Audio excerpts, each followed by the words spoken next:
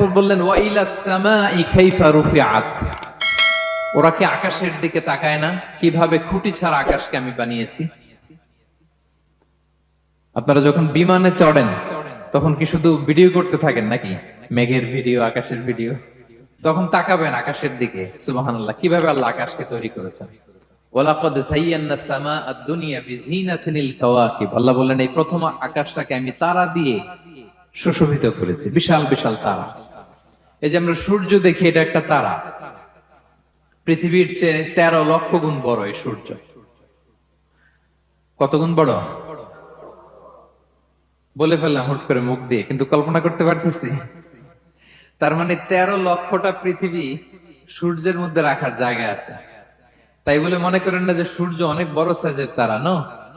সূর্য এই মহাশূন্যের খুব ছোট্ট সাইজের একটা তারা।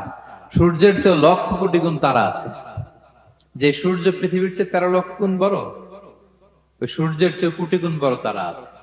এরকম লক্ষ কোটি কোটি তারা নিয়ে আমাদের গ্যালাক্সি মিল্কি ওয়ে, এরকম কোটি কোটি গ্যালাক্সি আছে।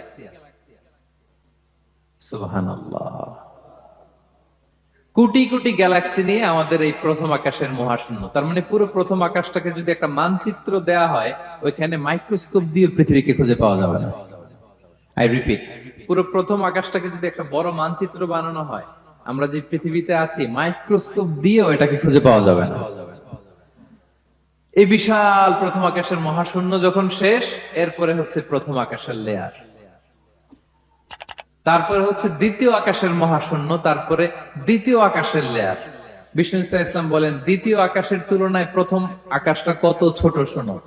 সাহারা মরুভূমির মধ্যে যদি তোমার হাতের আংটি ছুঁড়ে ফেলে দাও, পুরো মরুভূমির তুলনায় তোমার হাতের আংটি যত ছোট, আল্লাহর দ্বিতীয় আসমানের তুলনায় প্রথম আসমানটা ঠিক তত ছোট।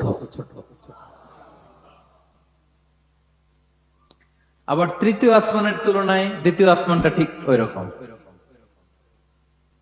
আবার চতুর্থ আসমানের তুলনায় তৃতীয় আসমানটা ওই রকম। এইভাবে 7 আসমান, এরপরে আল্লাহর কুরসি, মাওদাউল কদামাইন, যেখানে আল্লাহ তার কুদরতি পা রাখেন। তো 7 আসমানটা যত বড়, পুরো সাহারা মরুভূমির মধ্যে আংটি ফেলে দিলে মরুভূমির তুলনায় আংটি যত ছোট, আল্লাহর কুরসির তুলনায় পুরো 7 আসমানটা ঠিক তত ছোট। কল্পনা করা যায়?